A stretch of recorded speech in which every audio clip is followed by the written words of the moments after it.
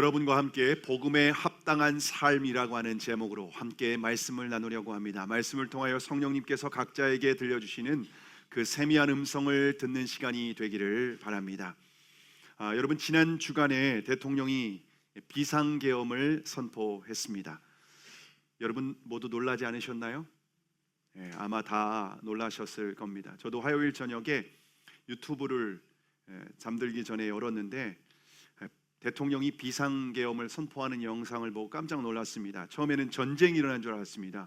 북한에서 미사일이라도 날렸나, 정말 큰일 난 줄 알았습니다. 그런데 영상을 보고 난 후에 전쟁이 아니라 국정 운영이 마비되어 국가의 위기 상황이라고 하는 내용이었습니다. 아마 저뿐만 아니라 모든 국민들이 좀 황당했을 겁니다. 결국 비상계엄은 6시간 만에 해제가 되고 말았죠. 그래서 한 주간 동안 뉴스에서는 비상계엄과 관련된 내용들이 보도되었습니다. 저도 비상계엄을 보면서 나라를 위해서 우리가 기도해야 되겠구나라는 생각을 하게 되었습니다. 여러분, 그런데 저는 이 비상계엄 상황을 지켜보면서 요한계시록의 상황이 떠올랐습니다. 요즘 우리가 생명의 말씀으로 요한계시록의 말씀을 묵상하고 있는데요. 여러분, 요한계시록에 보면은 그야말로 비상계엄 상황입니다. 왜냐하면 이 땅의 종말에 대한 기록을 하고 있기 때문에 그렇습니다. 여러분이 요한계시록은요 7이라는 숫자를 잘 기억하면 됩니다. 첫 번째 7은요 그 당시 소아시아에 있는 7교회에 대한 모습을 보여주고 있습니다. 7교회의 칭찬과 책망에 대한 내용이 구체적으로 기록되어 있습니다. 그리고 난 이후에 7인을 떼는 장면입니다. 인을 뗄 때마다 이 땅 가운데 기근이 임하기도 하고 이 땅 가운데 재앙이 일어나기도 하고 사람들이 죽어나가는 그런 일들이 벌어지고 있습니다. 그리고 인을 다 떼고 난 후에는 7 나팔을 불게 됩니다. 7 나팔이야말로 그야말로 비상계엄을 선포하는 나팔입니다. 나팔이 불 때마다 자연계가 파괴가 되고 그리고 사람들이 죽게 되는 엄청난 3분의 1이 죽게 되는 엄청난 그런 재앙들이 임하게 되는 것을 볼 수가 있습니다. 마지막 7 나팔을 불고 난 후에는 7 진노의 대접이 있습니다. 이 땅에 하나님께서 참고 참으셨던 그 진노를 이 땅에 쏟아 부으시는데 7가지 대접을 쏟아 부으실 때에 이 땅이 하나님의 심판을 받는 장면들이 기록되어 있습니다. 여러분들, 그런데 그리스도인은요 7 진노의 대접은 신경 쓸 필요가 전혀 없습니다. 왜냐하면 7 대접을 불기 전에 7번째 나팔이 불 때, 바로 그 직전 7번째 나팔이 불 때에 그리스도인은 이 세상에 없기 때문에 그렇습니다. 자, 그러면 7번째 나팔이 불 때 그리스도인들은 어떻게 될까요? 고린도전서 15장 51절과 52절 말씀을 우리가 함께 읽어볼까요? 함께 읽겠습니다. 시작. 보라, 내가 너희에게 비밀을 말하노니 우리가 다 잠잘 것이 아니요 마지막 나팔에 순식간에 호련히 다 변화되리니 나팔 소리가 나매 죽은 자들이 썩지 아니할 것으로 다시 살아나고 우리도 변화되리라. 여러분, 마지막 나팔, 다시 말하면 7번째 나팔이 불 때에 그리스도인들이 호련히 변화될 것입니다. 어떻게 변화됩니까? 죽을 몸이 썩지 아니할 신령한 몸으로 변화가 된다라고 성경은 말하고 있습니다. 마지막 나팔이 불 때에 우리의 구원이 완성될 뿐만 아니라 천국에서는 어린 양의 혼인잔치가 진행되는 줄 믿으시기를 바랍니다. 이것이 바로 그리스도인들이 붙들고 있는 산 소망인 줄 믿으시기를 바랍니다. 그런데 죄로 인하여서 타락한 이 세상은 하나님의 진노의 대접이 부어지게 되는 것입니다. 그래서 이 세상이 하나님의 진노 가운데에 심판을 받고 멸망하게 될 것입니다. 자, 그러면 그리스도인에게 가장 중요한 순간이 언제일까요? 언제일까요? 마지막 나팔이 울려 퍼질 때, 다시 말하면 7번째 나팔이 울려 퍼질 때, 그때가 가장 중요한 순간이겠죠. 자, 오늘 본문은요 6번째 천사가 나팔을 불고 마지막 7번째 천사가 나팔을 불기 직전에 두 증인의 삶에 대해서 오늘 본문에서 소개하고 있습니다. 여기에서 두 증인은 예수님의 복음을 증거하는 그리스도인, 그런데 한 명이 아니라 두 증인이라고 말하고 있습니다. 두 증인은 마태복음 18장 20절에 보시면요, 함께 읽어볼까요? 시작. 두세 사람이 내 이름으로 모인 곳에는 나도 그들 중에 있느니라. 여러분, 두세 사람이 예수님의 이름으로 함께 모이면 그곳이 하나님이 임재하시는 교회가 되는 줄 믿으시기를 바랍니다. 그래서 오늘 본문은 예수님을 주님으로 믿고 따르는 그리스도인과 교회가 마지막 나팔이 울리기 직전에 이 땅에서 어떻게 살아가야 되는지, 종말을 맞이한, 말세를 맞이한 그리스도인들이 이 땅에서 무엇을 위해서 어떻게 살아가야 되는지를 오늘 본문에서 소개해주고 있습니다. 자, 그렇다면 그리스도인은 무엇을 위해서 살아야 될까요? 오늘 본문 3절의 말씀 함께 읽겠습니다. 시작. 내가 나의 두 증인에게 권세를 주리니 그들이 굵은 베옷을 입고 1260일을 예언하리라. 여러분, 그리스도인은 세상을 향해서 예언하는 사명을 감당해야 된다는 겁니다. 예언한다라고 하는 말은 여기에서의 예언이라고 하는 말은요, 맡을 예자의 말씀언입니다. 하나님께서 맡겨주신 말씀을 전한다라는 말입니다. 그러니까 어떤 미래를 알려준다거나 너희가 앞으로 돈을 많이 벌게 될 것이다, 네가 누구하고 결혼하게 될 것이다, 그런 걸 얘기하는 게 아니라 하나님이 맡겨주신 말씀을 전하는 겁니다. 근데 여러분, 하나님께서 맡겨주신 말씀이 뭘까요? 교회에게 맡겨주신 말씀이 뭘까요? 그것은 바로 복음입니다. 복음은 하나님께서 이 세상을 창조하신 주인이라는 겁니다. 그런데 인간이 사탄의 유혹에 넘어가서 구테타를 일으키게 되죠. 결국 구테타를 일으킨 인간과 사탄은요, 함께 영원한 심판을 받을 수밖에 없는 운명입니다. 그렇지만 긍휼이 풍성하신 하나님께서 외아들 예수 그리스도를 이 땅에 보내주셔서 십자가의 죽음으로 우리의 죄를 해결하셨습니다. 그리고 죽음에서 부활하심으로 말미암아 영원한 생명이 되셨습니다. 그래서 누구든지 예수 그리스도를 주님으로 믿고 따르는 사람은 죄 사함 받고 영생을 얻게 되는 줄을 믿으시기를 바랍니다. 그러나 복음에는요, 심판이 담겨져 있습니다. 만약 예수 그리스도를 주님으로 믿지 않는 사람은 이 세상과 함께 멸망을 받게 되고 영원한 심판을 받게 될 것이다. 이것이 바로 복음에 담겨져 있는 구원과 심판의 메시지입니다. 교회는 이 복음, 구원과 심판의 메시지를 전하는 사명을 받은 줄 믿으시기를 바랍니다. 자, 그러면 얼마의 기간 동안 이 복음을 전하도록 부름을 받았을까요? 오늘 3절에 보니까 1260일 동안이라고 말하고 있습니다. 1260일 동안. 여러분, 1260일을 달로 계산하면 얼마일까요? 달로 계산하면 1260일 계산이 잘 안 되시나요? 예. 여러분, 졸지 말라고 계산해 보라는 거예요. 1260일을 계산하면 42달입니다. 2절에 42달이라고 하는 달이 나옵니다. 여러분, 그러면 이 42달 1260일을 연으로 계산하면 어떻게 될까요? 3년 반입니다. 요한계시록과 다니엘서에 보면 한때, 두때, 반때 이렇게 나오는데, 한때 1년, 두때 2년, 1년과 2년을 하고 그리고 반때 3년 반을 말하는 겁니다. 엘리야가 아합이 하나님이 아닌 우상을 숭배할 때에 3년 6개월 동안 기근을 내리게 돼서 우로가 그치지 않았습니까? 그런 예언의 기간이기도 합니다. 이 1260일은요, 상징적인 숫자입니다. 다시 말하면 예수 그리스도께서 부활하시고 하늘로 승천하신 이후에 다시 재림하실 때까지의 기간이 바로 3년 6개월 그리고 42달 1260일로 우리에게 가르쳐주고 있습니다. 근데 이 기간은 교회가 세상으로부터 핍박을 받는 기간입니다. 여러분, 예수님이 부활하신 이후에 지금까지 교회는 세상으로부터 핍박을 받았습니다. 특별히 초대교회 같은 데는요, 복음을 전하는 이유로 말미암아서 감옥에 갇히기도 하고 야고보 사도는 순교를 당하게 되죠.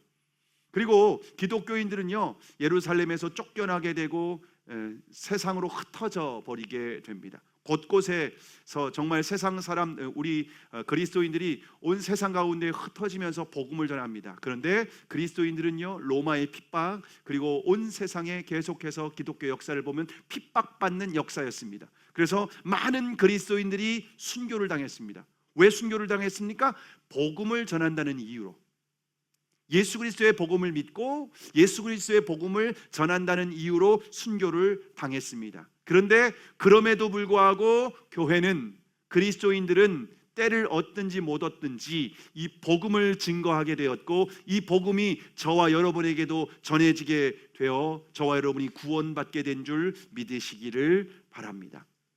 그러므로 교회는요 그리스도인은 이 땅에서 복음을 전하는 사명을 감당해야 되는 줄 믿으시기를 바랍니다.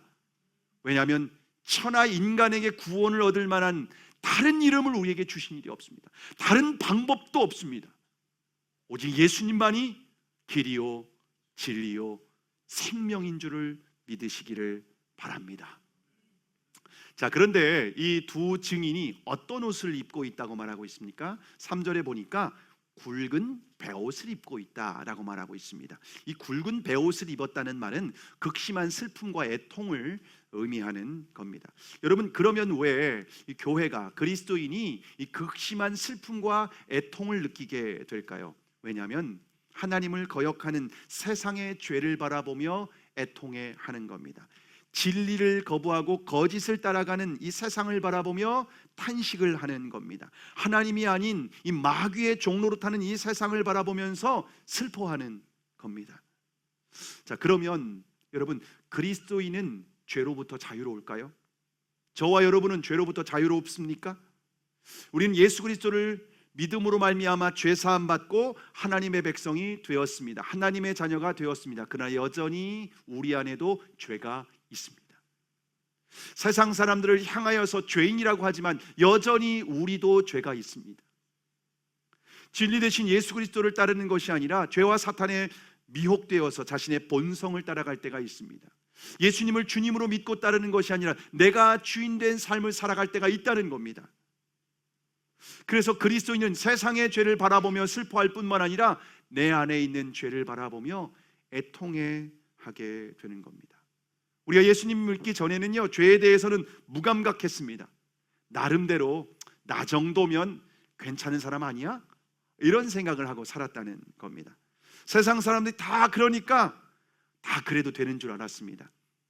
직장 선교에 헌신하신 방선기 목사님이 되기 전에 직장을 다니셨습니다. 그 당시에 회사에서 사적인 전화를 쓰지 못하도록, 요즘 뭐 다 스마트폰을 다 갖고 있는데 회사의 사무실에마다 이렇게 전화기가 있었습니다. 업무용으로 사용하게 되는 거죠. 그런데 직장인들이 그거를 사적으로 개인적인 용도로 다 전화기를 쓰는 거예요. 그래서 전화기를 쓰지 못하도록 거기에 자물쇠를 걸어놨습니다. 그 당시에 이렇게 다이얼로 돌려는 전화였습니다. 기억나십니까? 전화기 다이얼 하나 돌아가려면요 0을 돌리려면 이렇게 돌려야 되고 그게 다시 돌아가는 데까지 한참 걸립니다. 그러면서 전화기를 돌렸는데 자물쇠를 확 잠궈놔 가지고서 못 돌리게 하는 거예요. 근데 사람들은요 머리가 얼마나 기가 막힌지 이걸 돌리지 않고도 전화하는 방법을 찾은 겁니다. 어떻게 하냐? 후크를 누르면서 전화를 하는 겁니다. 저희 집이 332에 480이었는데요 하나 둘 셋 그리고 하나 둘 그리고 하나 둘 셋 넷 하나 둘 셋 넷 다섯 여섯 일곱 여덟 하고 0은 몇 번 눌러야 될까요? 10번 눌러야 됩니다. 하나 둘 셋 넷 다섯 일곱 여덟 아홉 열 그 마지막에 하나 둘 하면 전화기가 걸립니다. 안 해보셨나요? 다들 착하셔가지고 저는 집에서 해봤습니다. 그럼 전화기가 걸리는 거예요. 방성기 목사님도 그 후크를 눌러서 집으로 전화하는 거예요. 사모님이 전화를 받았습니다. 한참 개인적인 용무가 있어서 통화를 했습니다. 그래서 사모님이 물은 거예요. 여보 어디서 통화하는 거야? 사무실이지. 아니 그거 사무실에 통화하지 말라고 했다며. 그거 죄 아니야? 아유 다 그래. 다 그래. 나만 그런 거 아니야. 다 그래. 여러분 다 그러면 죄가 아닐까요? 하나님이 보실 때 다 그래도 죄가 아니라고 인정하실까요?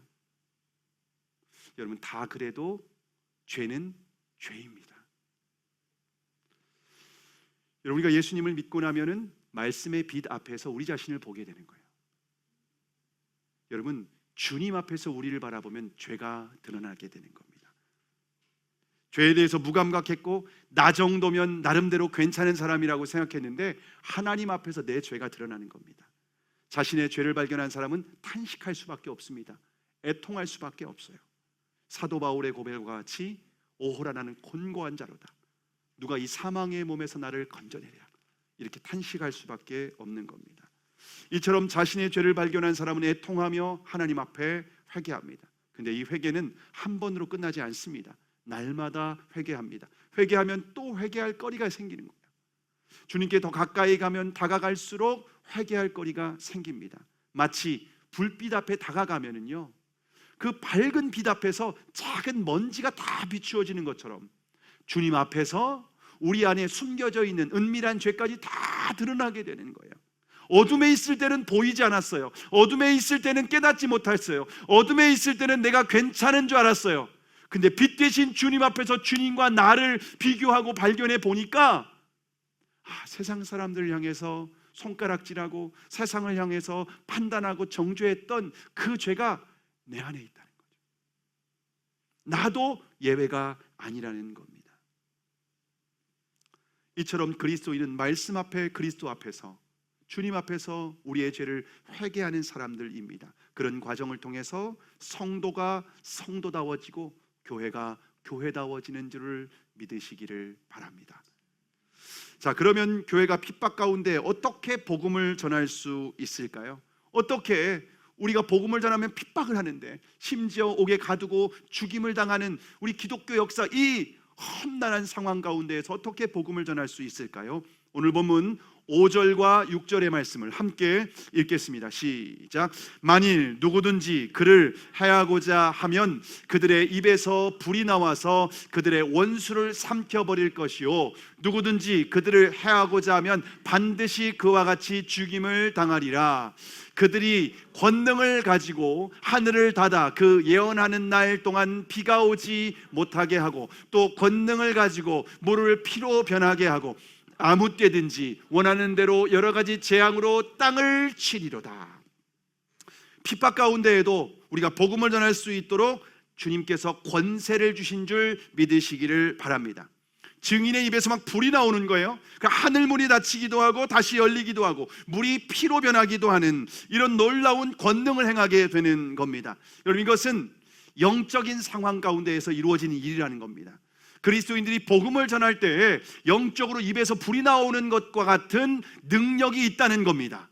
그리스도인들이 복음을 전할 때 하늘문이 닫히기도 하고 열리기도 하게 된다라고 하는 겁니다. 어둠의 권세가 굴복하는 놀라운 권능이 나타나게 되는 겁니다. 여러분, 이 말씀은 구약 성경의 모세와 엘리야를 우리가 생각하게 됩니다. 여러분, 교회는 모세와 엘리야와 같은 권능이 있는 줄을 믿으시기를 바랍니다. 그런데 우리가 예수 그리스도의 이름을 선포할 때 그 능력이 나타나는 겁니다. 우리의 능력이 아니라 예수 그리스도의 이름을 선포할 때 어둠이 떠나가게 되는 겁니다. 예수 그리스도의 이름을 선포할 때에 하나님의 놀라운 권능으로 함께 역사하십니다. 특별히 복음을 전할 때 권능으로 함께 하십니다. 저 여러분의 삶에 왜 권능이 나타나지 않는가? 복음을 전하는 삶을 살아가지 않기 때문이라는 거예요. 복음을 위해서 우리의 삶을 헌신할 때에 권능으로 함께 하시는 줄 믿으시기를 바랍니다. 초대교회는 핍박 가운데 있었지만 이 권능이 있었기 때문에 복음을 전할 수 있었습니다. 여러분, 예수님의 믿음은 잡혀가는 상황 가운데 있었지만 베드로와 요한이 예수 그리스도의 이름으로 안진뱅이를 일으켜 세우는 기적을 행하게 됩니다. 귀신이 떠나가게 됩니다. 여러분, 병든 자가 치유받게 됩니다. 놀라운 권능이 나타났습니다. 그래서 복음이 증거됐습니다. 많은 사람들이 예수님을 믿고 주께 돌아왔습니다. 근데 지금은 교회 안에 권능이 사라졌습니다. 왜 그럴까요? 왜 교회에 이 권능이 사라졌을까요? 왜냐하면 주님보다 다른 것을 의지할 게 많이 생겼기 때문입니다. 주님이 아닌 다른 것을 의지하기 때문에 그렇습니다. 여러분, 개인도 마찬가지입니다. 여러분이 주님보다 다른 것을 의지하게 될 때에 권능이 사라집니다. 그리스도인들이 무기력한 존재가 될 수밖에 없습니다. 주님이 아닌 물질을, 주님이 아닌 사람을, 주님이 아닌 세상의 방법을 우리가 의지하고 믿고 따라갈 때에 그리스도인에게는 권능이 사라지게 됩니다. 자, 그러면 어떻게 우리가 이 권능을 다시 회복할 수 있을까요?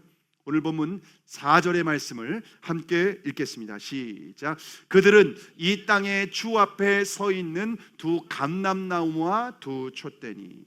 자, 두 증인이, 권능을 행하는 두 증인을 뭘로 비유하고 있냐면요, 감람나무와 촛대로 비유하고 있습니다. 감람나무는 올리브나무입니다. 이 올리브나무에서 나오는 이 기름은 이 불을 밝히는 연료가 됩니다. 촛대는 불이죠. 불. 촛대는 불을 상징합니다. 결국 감람나무는요, 성령님을 상징하고, 촛대는 빛 되신 예수 그리스도를 상징하고 있습니다.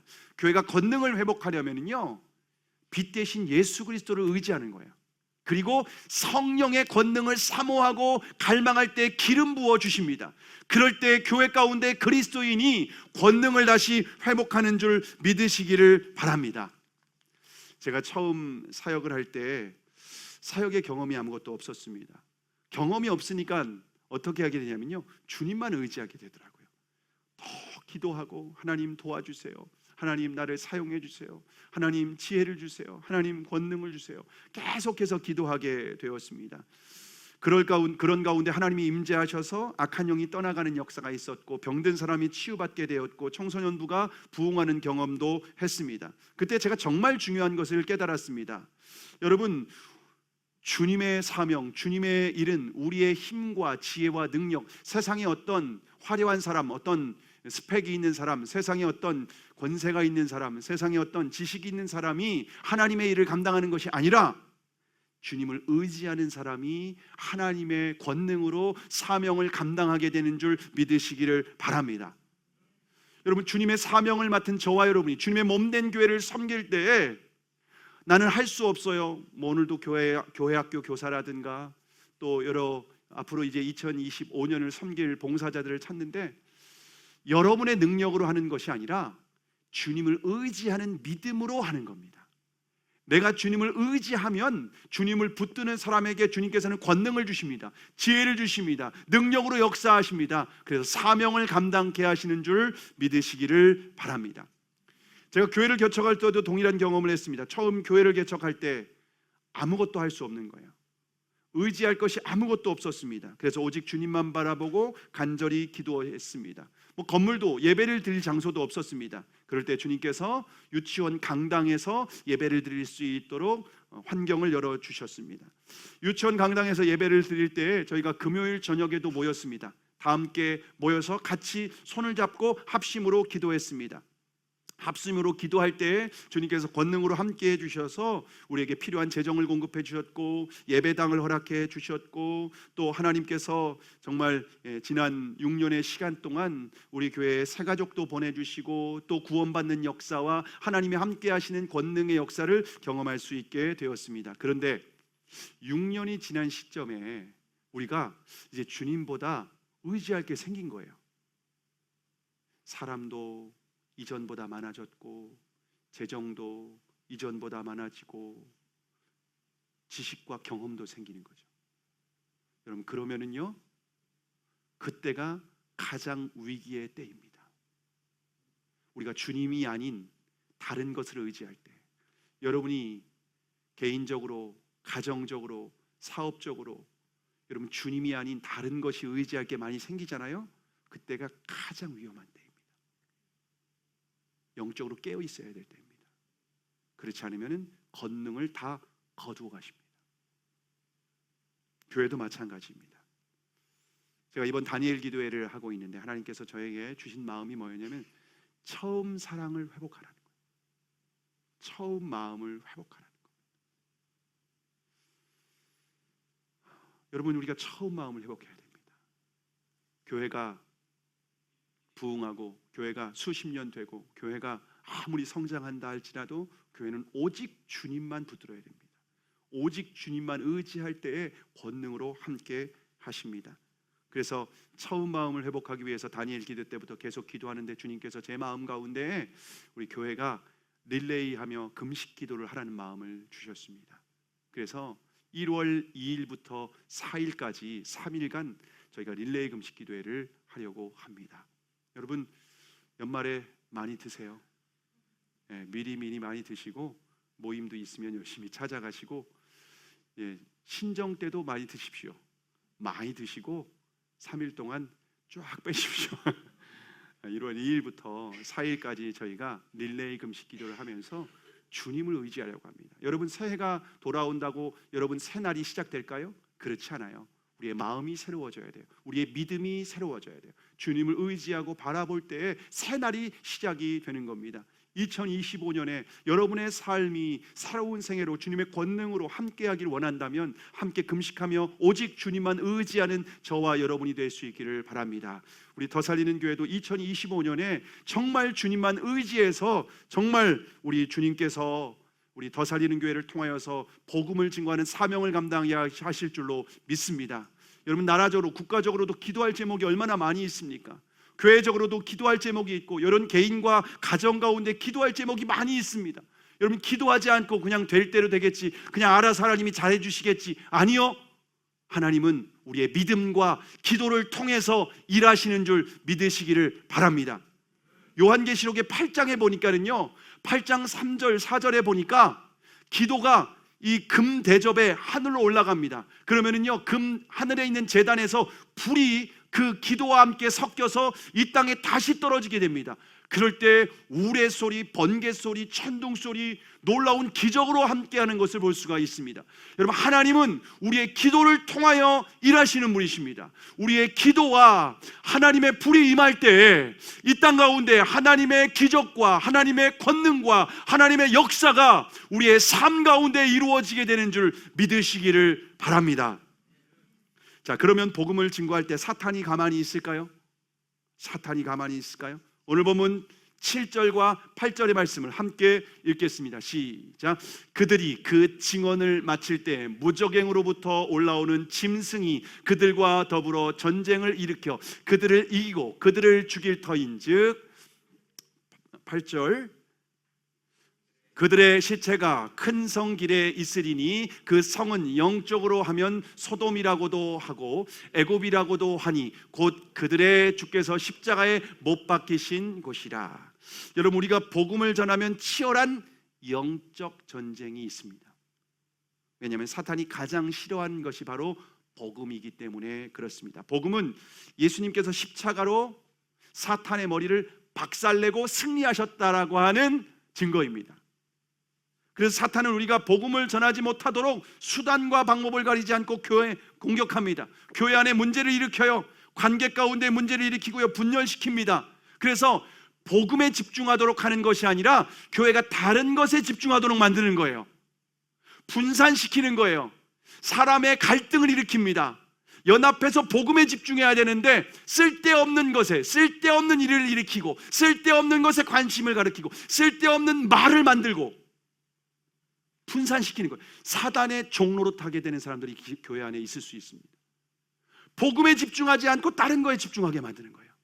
그래서 교회가 복음 증거의 사명을 감당하지 못하도록 하는 것입니다. 교회가 영적으로 무장하지 않으면 이처럼 사탄에 미혹될 수 있습니다. 복음 증거의 사명을 감당하지 못할 수도 있다는 겁니다. 그리스도인이라 할지라도 영적으로 무장하지 않으면 약속하신 생명과 풍성한 삶을 누릴 수 없습니다. 그러므로 영적 전쟁에서 승리하려면 날마다 말씀과 기도로 깨어서 분별하고 무장해야 되는 줄 믿으시기를 바랍니다. 여러분 그러려면요 말씀과 기도로 깨어 있어야 돼요. 여러분 영적으로 깨어 있으십니까? 깨어서 기도하시고 말씀을 보십니까? 주일날 예배 한 번 드리는 걸로 절대로 우리의 영적인 생명을 유지할 수 없습니다. 무장될 수 없습니다. 어떤 분이 새벽 기도회를 가기 위해서 핸드폰 알람을 맞춰놨습니다. 잠이 들었습니다. 새벽에 알람 소리와 함께 깼는데 너무 피곤한 거예요. 그리고 핸드폰을 열었더니 영하 4도, 5도. 그 추운데 또 옷을 입고 나가는 게 너무 싫은 거예요. 귀찮은 거예요. 그래서 침대에 누워서 하나님께 이렇게 기도했습니다. 하나님 죄송합니다. 오늘은 그냥 자겠습니다. 하나님이 뭐라고 하셨을까요? 아마 이렇게 말씀하셨을 겁니다. 나한테 죄송할 거 없다. 네가 큰일이지. 여러분, 만약 미친 개가 우리가 누워서 잠을 자는 방에 들어와서, 집 안에 들어와서 막 으르렁거리고 있습니다. 미친 개가 으르렁거리면서 막 짖고 있습니다. 그런 상황에서 아이고 피곤하다 하고서 누워 잠잘 사람이 있습니까? 베드로전서 5장 8절에 보시면요, 함께 읽겠습니다. 시작. 근신하라 깨어라 너희 대적 마귀가 우는 사자같이 두루다니며 삼킬 자를 찾나니. 여러분, 마귀는요 미친 개가 아니라 미친 사자입니다. 이빨을 드러내며 침을 흘리면서 우리를 호시탐탐 엿보고 있고, 틈이 있으면 목덜미를 확 물어버리려고 하고 있습니다. 영적인 생명을 확 잃어버리게끔, 하나님의 은혜를 누리지 못하도록, 주님과 동행하지 못하도록 만들어버린다는 겁니다. 그러므로 영적으로 깨어서 말씀과 기도로 무장하지 않으면 사탄의 밥이 되고 맙니다. 자, 그런데 우리가 복음을 증거하는 사명을 마칠 때 무적행으로부터 짐승이 올라옵니다. 무적행은 짐승이 갇혀있는, 사단과 악한 영들이 숨어있는, 갇혀있는 감옥과 같은 곳입니다. 근데 그 짐승이 올라와서 두 증인과 싸워서 승리합니다. 싸움에서, 전쟁에서. 그리고 마지막에는 그 두 증인을 죽이기까지 합니다. 마치 예수님께서 우리를 위한 십자가의 사명을 감당하고 죽은 것과 같습니다. 교회는 복음을 증거하도록 부르심을 받았습니다. 복음을 위해 충성해야 됩니다.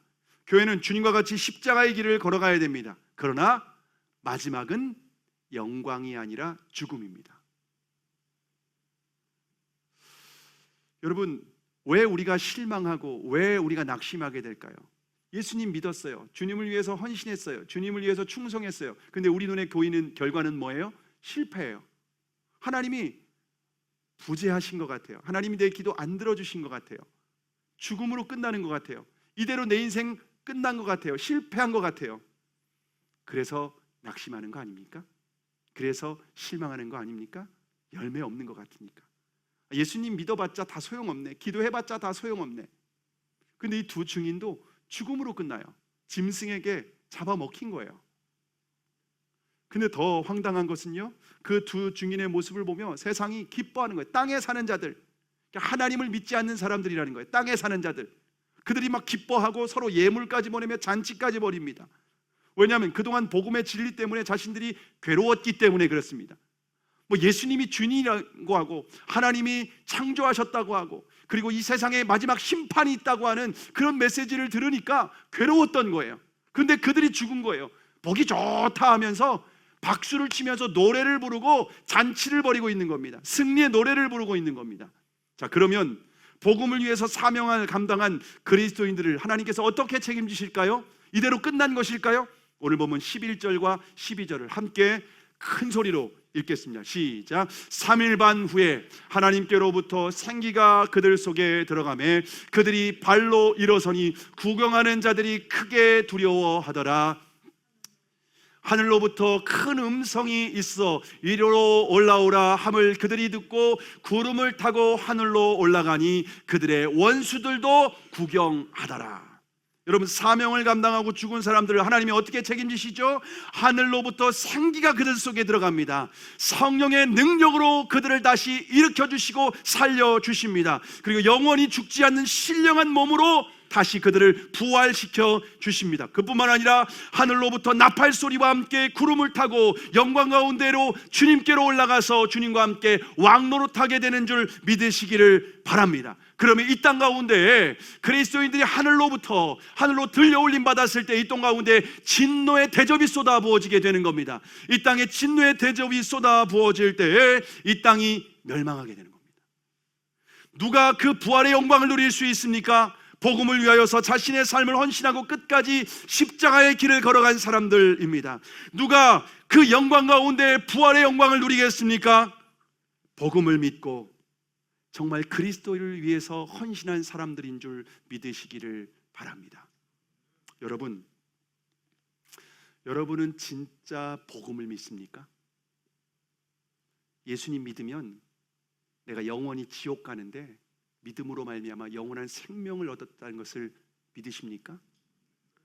여러분은 예수님 믿으면 우리가 죽어도 다시 신령한 몸으로 부활하게 될 것을 믿습니까? 여러분은 주님께서 다시 오시는 그날에 주님께서 이 땅에 새하늘과 새 땅을 펼치시면서 영원한 하나님 나라에서 주님과 함께 왕노릇할 것을 믿습니까? 그리스도인은 이걸 믿는 사람들입니다. 이 땅에서 좀 잘 되고, 이 땅에서 잘 살고 오래 살고, 이 땅에서 자녀들이 잘 되고, 이 땅에 사업이 번창하고, 그리고 지옥 가면 무슨 의미가 있습니까? 이 땅에 고난이 있고, 이 땅에 핍박이 있고, 주님을 따른다는 것 때문에 어려움이 있습니다. 그러나 이 복음은 진리이고 예수님이 왕이시고 주인 되심을 믿기 때문에 우리는 고난 가운데에서도 때로는 내가 생각할 때에 하나님이 내 기도를 안 들어주시는 것 같이 느낄지라도 우리는 끝까지 이 복음을 위해서 사명을 감당해야 되는 줄로 믿습니다. 왜냐하면 그리스도인의 소망은 이 땅이 아니라 하늘에 있기 때문인 줄 믿으시기를 바랍니다.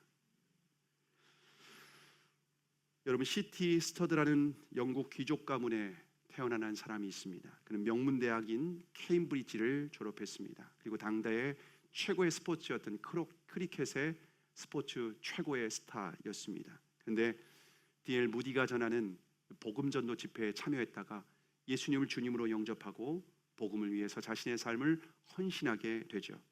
복음을 위해 헌신할 때에 오직 주님만 의지하기 위해서 부모님으로부터 물려받았던 수십억의 유산을 모두 선교와 구제를 위해서 바칩니다. 그리고 중국에서 10년, 인도에서 6년, 아프리카 콩고에서 18년의 사역을 감당하고 주님 품에 안겼습니다. 그의 삶은 이 땅에서 실패한 자 같았습니다. 그러나 그에게 한 기자가 이렇게 질문했습니다. 당신은 어떻게 재물과 인기와 명예를 모두 가진 사람이었는데 복음을 위해서 이렇게 자신의 삶을 헌신할 수 있습니까? 그때 C.T. 스터드가 이렇게 대답을 했습니다.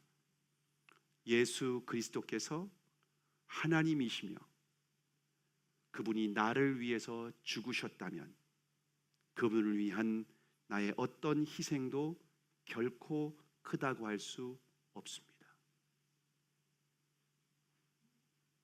여러분, 예수님을 믿습니까? 십자가의 희생을 믿습니까? 그분의 부활을 믿습니까? 그분의 다시 오심을 믿습니까?